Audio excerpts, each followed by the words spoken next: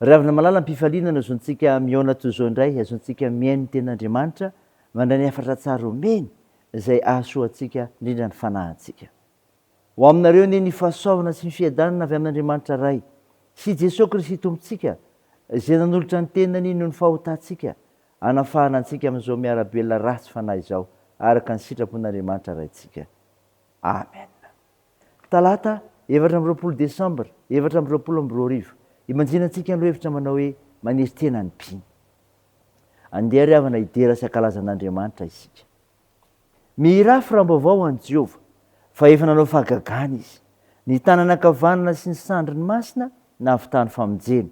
Jehova nampahafantatra amin'ny famonjeny, teo masony jetilizany nanehoan'ny fahamarinany. Efa natsiaro ny famindram-pony sy ny fahamarinany tamin'ny tanànan'Israely izy. Efa nahita amin'ny famonjen'Andriamanitsika ny vazantany rehetra. Mibio an Jehova ary tany rehetra, velominy oby ka mira. Amen.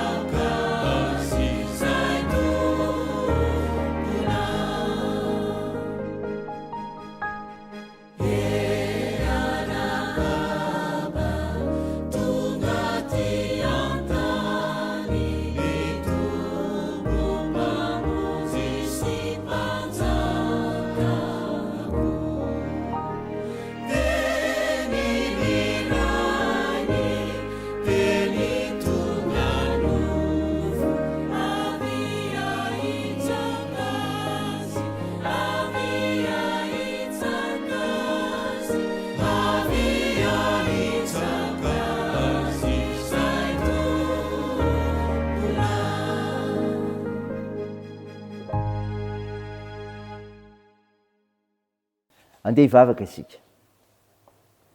Ry Tompon'Andriamanitra rainay eo, Andriamanitra tonga monjy anay ianao, ary tsy misy manakana anao izany noho ny herinao sy ny asanao.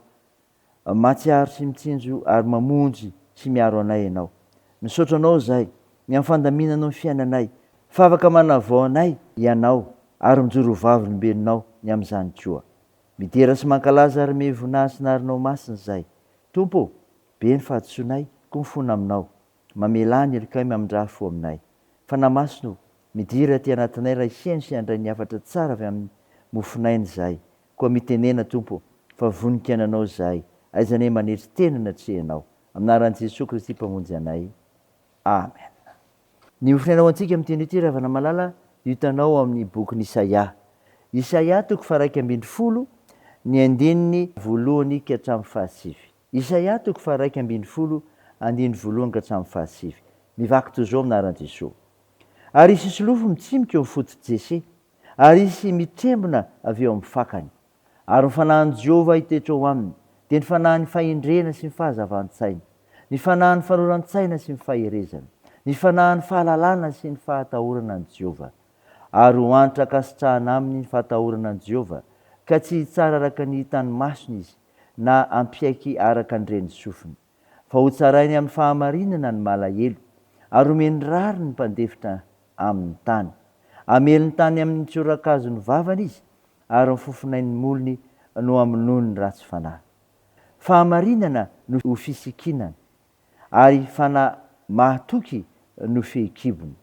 Ary ny amboadia hiara-mitoetra amin'ny zanak'ondry, ny leoparda hiara-mandry amin'ny zanak'osy, ary ny zanak'omby sy ny liona tanora sy ny omby kely ny fa iray toerana, ary ny zazakely ny iroaka azy. Ary ny omby vavy sy ny bera hiara-komana, ny zanany hiara-mandry, ary ny liona hinana milolo tahaka ny omby, ny zaza minono hilalao amin'ny lavaky ny vipera, ary ny zaza mitsahanono aninitra ny tanany ao amin'ny lavaky ny mena rano. Ary tsy andratra na animba heran'ny tendrombohitry masina izy, fa ny tany ho eniky ny fahalalanan'i Jehovah, tahaka ny anaronany rano ny fanamban'ny ranomasina. Amen. Ray masino, manamasinana ny fahamarinana, ny teninao ny fahamarinana. Amen. Ry havana malala, ho aminao hatrany ny fiadanana avy amin'ilay Jesosy Kristy, ilay ho tonga nofo ka ionona amintsika. Ny mofinaina novakiana tamintsika teo ny Isaia 1:1-7 dia milaza ny amin'ny faminaniana ny fahatongavan'ny Mesia. Inona ny tiana ambara amintsika eto? Ny amin'ilay Mesia, miseho amin'ny endrika feno fanetretena. Zany ry havana, miseho amin'ny endrika feno fanetretena. Noharo mpaminany Isaia amin'ny hazo voakapa ny fianakavian'i Jese. Ny anaran'i Jese dia mampahatsiahy antsika ny taranaka ny avian'i Davida, izay tambany vohitra mavomavo. Ary toy izany ny fiavian'ny solofony dia tsy iza fa ny Mesia, ho kely dia kely toy ny ravina vao mitsimoka avy amin'ny fototry ny hazo nokapaina. Tsy hijanona treo anefa, fa izy mitrembona, izany hoe rantsana amoa sy amokatra be avy amin'ny fakany. Milaza ny fitahiana sy fahasoavana be entin'ny Mesia zany. Fahatongava Mesia, miasa amin'ny herin'ny fanahin'i Jehovah. Miasa amin'ny herin'ny fanahin'i Jehovah. Hitetra ao amin'ny fanahin'i Jehovah, adika hoe fofinaina na herin'Andriamanitra miasa. Mba anatanterahana ny rarana ny ranon'Andriamanitra azy, dia ny famonjeny izao tontolo izao. Ary koa, hitondra ny fehina rehetra ara-drariny fanaraka amin'ny fahamarinan'Andriamanitra. Azo rarina amin'izany ny mahantra, dia ireo izay tsy mba manantany sady tsy mba afaka hiaro tena inatrehan'ny fitsarana. Toy izany koa ny manetry tena sy ny mpandefitra, dia ireo izay miandry sy manaiky ny fitondran'Andriamanitra ka mametraka ny raharaha eo am-pelantanany. Ireo ratsy fanahy manao tsinotsinona ny manitra kosa dia aringana. Ny fahatongava Mesia manova ny firindra ny zavaboary. Manova ny firindra ny zavaboary.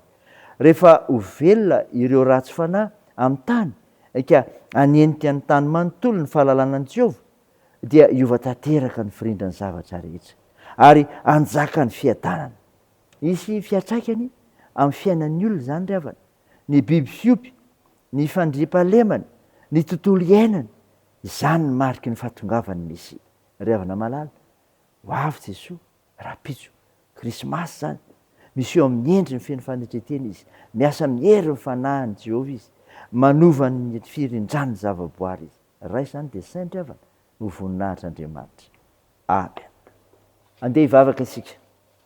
Andriamanitra, misaotra noho ny amofinaina nomenao anay, izay milaza ny amin'ny fahatongavan'ny Mesia, izay miseho amin'ny endrika feno fanetretena, miasa amin'ny herin'ny fanahiny Jehovah, ary manova ny firindrany zavaboary. Mivavaka aminao izahay, ny amin'ny asa nomenao anay hivelomanay. Hamelomanay ny ankonana nomenao. Ianao no hanavao anay hatrany amin'ny fifandraisana amin'ny mpiara-miasa. Tompo, mba meo asa ireo mitady izany. Tompo, mivavaka aminao izay ireo marary mila ny vavakay. Anatsotra ny tananao anao Jesosy, hanendry ny rofy sy ny aretina rehetra, ary anome fahasalamana. Dia toany ny asan'ny fitsaboana. Atan'izao ireo azony manjo, ampio ireo marefo sy olona sy sahirana. mitaheny amin'ny azakazaka ataonay ka ampiarezanao anay amin'izay ataonay sy ny fikasana tsara rehetra. Io ny fianarana fitezana ataonay. Tompo, vonjeo ny firenenay, eny avotsy zahay. Aminaran'i Jesosy Kristy mpamonjy anay, zay ivavahanay no angatana izany.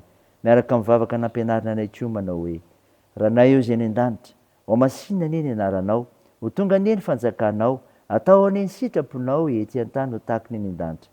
Meo ny anio izy anona sahaza ao anay, ary mamelany elokay tahaka ny namelana izay meloka taminay, ary azo mitondra anay amin'ny fakapanahy fa manafany amin'ny ratsy. Fanao ny fanjakana sy ny hery ary ny voninahitra mandrakizay. Amen. Raisa amin'ny finoana ray havana manala ny itsodrana tolotra anao aminaran'i Jesosy Kristy. Engane Jesosy Kristy tompontsika sy ilay Andriamanitra raintsika izay efa tiantsika ka ame-antsika fampinoana marak'izay sy fanantenana tsara tamin'ny alalan'ny fahasoavany, ampionana ny fonareo ary ampaherinareo anao izay tsara rehetra na amin'ny asa na amin'ny teny. Amen. Dia ho an'Andriamanitra irery ny voninahitra amin'ny anaran'ny Ray sy ny Zanaka ary ny fanahy masina. Amen.